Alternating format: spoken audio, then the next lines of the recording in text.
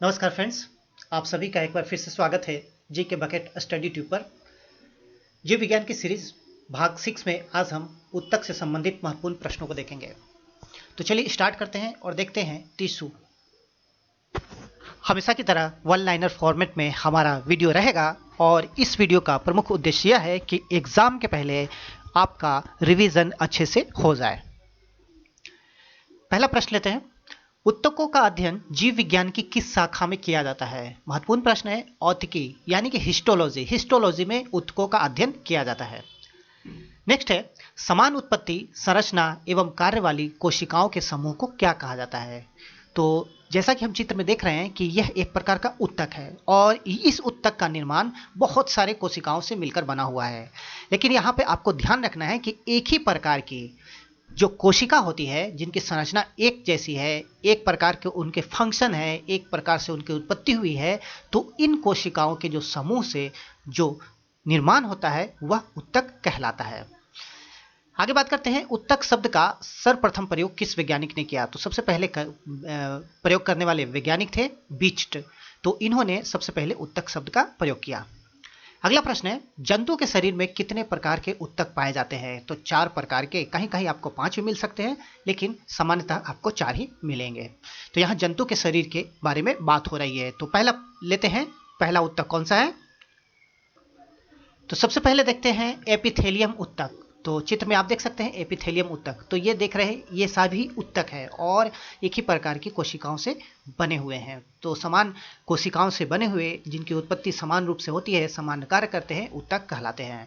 तो पहला एपिथेलियम उत्तक, दूसरा पेशी उत्तक, तीसरा संयोजी उत्तक और चौथा तंत्रिका उत्तक। तो ये 4 उत्तक आपको ध्यान में रखने हैं, इन्हीं के बारे में आगे हम बात करेंगे। तो सबसे पहले बात करते हैं वह उत्तक जो जंतुओं के शरीर के विभिन्न बाहरी तथा भीतरी अंगों के चारों ओर सुरक्षात्मक आवरण बनाता है। बहुत ही इंपॉर्टेंट प्रश्न है। हमारे शरीर के चारों ओर सुरक्षात्मक आवरण बनाने वाला जो उत्तक है वह है एपिथेलियम उत्तक। इसके अलावा हमारे शरीर के अंदर बहुत सारे ऐसे अंग होते हैं जिनके चारों ओर भी सुरक्षात्मक आवरण एपिथेलियम उत्तक द्वारा बनाया जाता है। नेक्स्ट बात करते हैं क्वेश्चन, एपिथेलियम उत्तक में रुधिर वाहिकाओं के अभाव के कारण पदार्थों का आदान प्रदान किस प्रकार होता है? तो एपिथेलियम उत्तक में जो रुधिर वाहिका होती है वह नहीं होती है। तो इस प्रकार से इनमें जो पदार्थ का आदान प्रदान होता है वह विसरण द्वारा होता है। तो यह फैक्ट भी आपको ध्यान में रखना है। नेक्स्ट है, पेशी से अस्थि को जोड़ने वाला संयोजी उत्तक कौन सा है? तो यानी कि मांसपेशी से हड्डी, हमारे जो शरीर में जो हड्डी होती है, मांसपेशी से जो जोड़ने वाला उत्तक होता है उसे टेंडन कहा जाता है। एग्जाम के दृष्टिकोण से यह प्रश्न बहुत इंपॉर्टेंट है। इसके बाद बात करते हैं, अस्थि से अस्थि को जोड़ने वाला संयोजी उत्तक कौन सा है? तो यह भी एग्जाम के दृष्टिकोण से इंपॉर्टेंट है और यह है लिगामेंट। तो इन दोनों को आपको ध्यान में रखना है। आगे चलते हैं, पेशी उत्तक कितने प्रकार की होती है? तो एपिथेलियम उत्तक के बाद अब हम पेशी उत्तक के बारे में बात करते हैं। तो पेशी उत्तक अगर देखा जाए तो मुख्यतः 3 प्रकार की होती है। पहला है अरेखित पेशियां, दूसरा रेखित पेशियां और तीसरा है हृत पेशियां। तो इन तीनों पेशियों के बारे में आपको ध्यान में रखना है। तो प्रश्न देख लेते हैं, इनसे कौन से प्रश्न बनते हैं।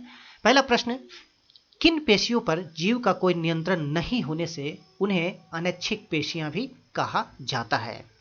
तो वह पेशी जिस पर जीव का नियंत्रण नहीं होता है, तो ऐसी पेशियां हैं अरेखित पेशियां, जिन पे जीवों का नियंत्रण नहीं होता है। इसके बाद बात करते हैं वह पेशी जो जंतु कंकाल से जुड़ी रहती है और जिनमें ऐच्छिक गति पाई जाती है। तो ऐच्छिक गति वाली जो पेशी है वह है रेखित पेशी। तो रेखित पेशी को आप यहां देख सकते हैं। नेक्स्ट पे चलते हैं, केवल हृदय की मांसल दीवार में पाई जाने वाली हृदय पेशियां किस प्रकार की पेशी है? तो यह है अनैच्छिक पेशी। तो अनैच्छिक पेशी है क्योंकि हृदय की जो पेशियां हैं वह निरंतर संकुचित होती रहती है, प्रकुचित होती रहती है, और यदि ऐसा ना हो तो जीवन ही रुक जाए, क्योंकि हृदय ही ऐसा मानव शरीर का पार्ट है जो निरंतर गतिशील होता है और वह तभी शांत होता है जब जीव का अंत हो जाता है। तो यह एक अनैच्छिक पेशी है जिस पर हमारा कोई कंट्रोल नहीं है। आगे बात करते हैं, किस पेशी में रेखित एवं अरेखित पेशी दोनों के गुण पाए जाते हैं? तो यह है हृदय पेशियां यानी कि कार्डिक मसल्स। नेक्स्ट क्वेश्चन, एक अंग को दूसरे अंग से अथवा एक उत्तक को दूसरे उत्तक से जोड़ने का कार्य कौन सा उत्तक करता है? तो यह प्रश्न भी इंपॉर्टेंट है और यह काम करता है संयोजी उत्तक, और इसी कारण से इसे संयोजी उत्तक भी कहा जाता है। क्योंकि यह जोड़ने का काम करता है। आगे चलते हैं। शरीर में सबसे ज्यादा किस ऊतक का विस्तार पाया जाता है? तो लगभग 30% कहा जाता है कि 30% जो है वह संयोजी ऊतक है हमारे शरीर में। नेक्स्ट है, रुधिर तथा लसिका किस प्रकार के ऊतक है? तो यह भी एक प्रकार का ऊतक है और इसे कहा जाता है तरल या संवहनी ऊतक। नेक्स्ट है, इससे संबंधित महत्वपूर्ण तथ्य यह भी हमें याद रखना है कि रुधिर एक प्रकार का संयोजी ऊतक है और जो शरीर के विभिन्न अंगों को एक दूसरे से संबद्ध करता है, किंतु सुविधा के लिए इन्हें अलग से तरल ऊतक माना जाता है। तो यह फैक्ट भी आपको ध्यान में रखना है। आगे चलते हैं और पादप ऊतक के बारे में बात करते हैं, यानी कि जो पौधे के जो ऊतक हैं उनके बारे में बात करते हैं। पहला प्रश्न लेते हैं, पादप ऊतक को कितने भागों में बांटा गया है? तो यहाँ पर देखा जाए तो दो महत्वपूर्ण भाग है जो एग्जाम के दृष्टिकोण से इंपॉर्टेंट है, तो उन्हीं दोनों की हम चर्चा करेंगे। हालांकि उन दोनों के और भी उपभाग हैं, लेकिन वह एग्जाम के दृष्टिकोण से उतना इंपॉर्टेंट नहीं है। तो सबसे पहला है विभाज्योतिकी ऊतक, जो पौधों की अंगों में वृद्धि हेतु उत्तरदायी होता है पौधों में। दूसरा है अस्थायी ऊतक, जो ऐसे कोशिका से बने होते हैं जो विभाजन क्षमता खो चुके होते हैं और यह मृत अथवा जीवित हो सकती है। तो ये दो प्रमुख ऊतक है पौधों में जो आपको ध्यान में रखना है। आगे बात करते हैं, पौधों की वैश्विक कोशिकाएं जिनमें विभाजित होने की क्षमता पाई जाती है, उनमें कौन सा ऊतक पाया जाता है? तो पौधे की वैश्विक कोशिकाओं के बारे में बताना है आपको जिनमें विभाजन की क्षमता पाई जाती है। तो यह है विभाज्योतिक ऊतक। तो नाम से ही स्पष्ट हो रहा है विभाजन होने की क्षमता है। आगे बात करते हैं, किस ऊतक में विभाजन से जड़ तथा तने के घेरे में वृद्धि होती है?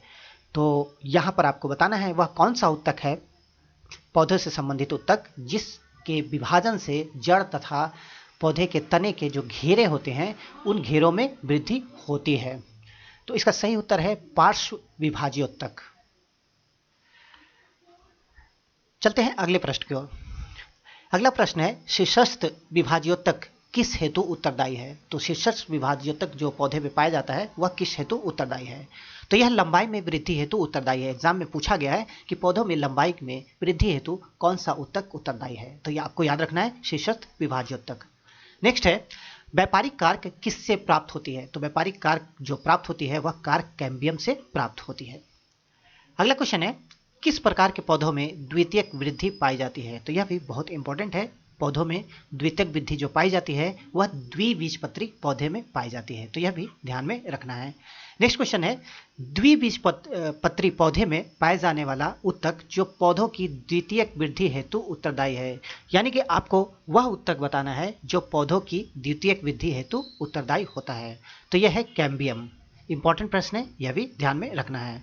इसके अलावा आपको यह भी ध्यान में रखना है कि जो एक बीजपत्री पौधे होते हैं उनमें कैम्बियम ऊतक का अभाव होता है और इसी कारण से जो एक बीजपत्री पौधे होते हैं उनमें द्वितीयक वृद्धि नहीं होती है, क्योंकि उनमें जो कैम्बियम ऊतक है वही नहीं है और यही तो है द्वितीयक वृद्धि हेतु उत्तरदायी। और इसी कारण से जो द्वितीयक वृद्धि से पौधों की जड़ों एवं तनों की मोटाई में वृद्धि होती है। तो जो द्विबीजपत्री पौधे होते हैं उनमें द्वितीयक वृद्धि से ही पौधों की जो जड़ होती है और जो तनों की जो मोटाई होती है उनमें वृद्धि होती है।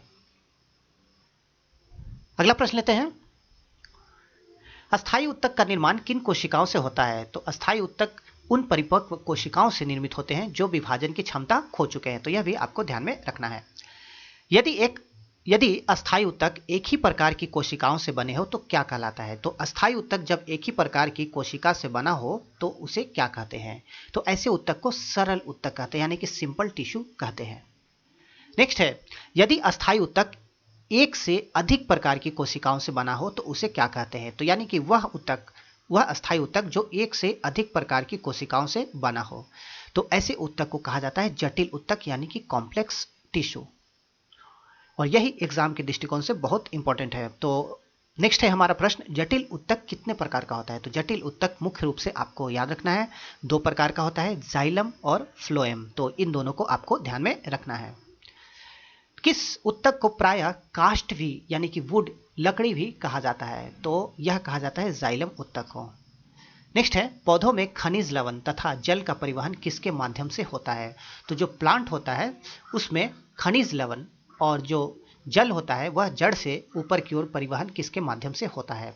तो यह बहुत इंपॉर्टेंट है और यह आपको ध्यान रखना है, जाइलम के द्वारा। तो जाइलम के द्वारा पौधों में जल तथा खनिज लवण का परिवहन होता है। नेक्स्ट है, किस भारतीय वैज्ञानिक द्वारा पौधों में जल के अभिगमन संबंधी सिद्धांत का प्रतिपादन किया गया? तो बहुत इंपॉर्टेंट प्रश्न है और भारत के ये वैज्ञानिक है जगदीश चंद्र बोस। इनके द्वारा पौधों में जल के अभिगमन संबंधी सिद्धांत को बताया गया। आगे बात करते हैं, किसी पौधे की आयु की गणना में किस ऊतक के वार्षिक वलय को गिना जाता है? तो पौधे की आयु की अगर आपको गणना करना हो तो उसके वार्षिक वलय को गिनकर आप उसकी आयु को गणना कर सकते हैं। तो इस प्रकार से यदि पौधे को अगर काटा जाए तो इसमें जो वार्षिक वलय है इसके आधार पर आप उसकी गणना कर सकते हैं। तो यह है जाइलम ऊतक। तो यह एक प्रकार का जाइलम ऊतक है। नेक्स्ट है, पौधों में भोजन का परिवहन किस ऊतक के माध्यम से होता है? तो पौधे में देखा जाए तो जो पत्तियां भोजन बनाती हैं प्रकाश संश्लेषण के माध्यम से, तो जो पत्तियां होती हैं पत्तियों से पूरे पौधे में जो भोजन का वितरण होता है वह फ्लोएम के माध्यम से होता है। तो यह आपको ध्यान में रखना है। आगे बात करते हैं, वलय के आधार पर पौधे की आयु के निर्धारण की विधि क्या कहलाती है? तो यह एग्जाम में पूछा गया प्रश्न है और यह कहा जाता है डेंड्रोक्रोनोलॉजी। तो डेंड्रोक्रोनोलॉजी आपको याद रखना है, पौधे की आयु का निर्धारण, और वह निर्धारण किस प्रकार से? वलय की गिनती के आधार पर। नेक्स्ट है, समुद्र के किनारे उगने वाले पौधों में वार्षिक वलय का अभाव क्यों होता है? तो समुद्र के किनारे जो पौधे उगते हैं उनमें देखा जाए तो जो वार्षिक वलय होते हैं वह उनका अभाव होता है। तो उसका प्रमुख कारण यह होता है कि वहां पर स्पष्ट जलवायुवीय भिन्नता न होने के कारण। तो देखिए, पौधे में जो वलय की जो संरचना होती है, जो वार्षिक रूप से जो जलवायु में अंतर आता है, उस अंतर के कारण इस प्रकार के वलय का निर्माण होता है। लेकिन समुद्री क्षेत्रों में देखा जाए तो जलवायु में जो डिफरेंस होता है वो बहुत ही कम होता है, नाम मात्र का होता है, और इसी कारण से जो समुद्र के किनारे वाले वृक्ष होते हैं उनमें देखा जाए तो वार्षिक वलय का अभाव होता है। तो यह भी ध्यान में रखना है। आगे बात करते हैं, वायुतक किस प्रकार के पौधों में पाया जाता है? तो यह पाया जाता है हाइड्रोफाइट्स में, और इस वायुतक के कारण ही जो जलोद्भिद पौधे होते हैं जैसे कि जलकुंभी वगैरह, ये सब जल पर तैरते हैं। आगे बात करते हैं, किस प्रकार के पौधों में रंध्रों की संख्या सामान्यतः कम होती है? तो यह जो पौधे हैं वह है मरुद्भिद पौधे। तो मरुस्थलीय क्षेत्र में जो उगने वाले पौधे होते हैं उनमें रंध्रों की संख्या सामान्यतः कम होती है। तो ये थे हमारे ऊतक से संबंधित महत्वपूर्ण प्रश्नों का संग्रह। मैंने कोशिश की है कि ऊतक से संबंधित जो भी संभव प्रश्न बनते हैं उन सभी को समझने का प्रयास किया है। इसी के साथ वीडियो समाप्त करते हैं। नेक्स्ट वीडियो के साथ बहुत ही जल्द आएंगे। Thank you very much.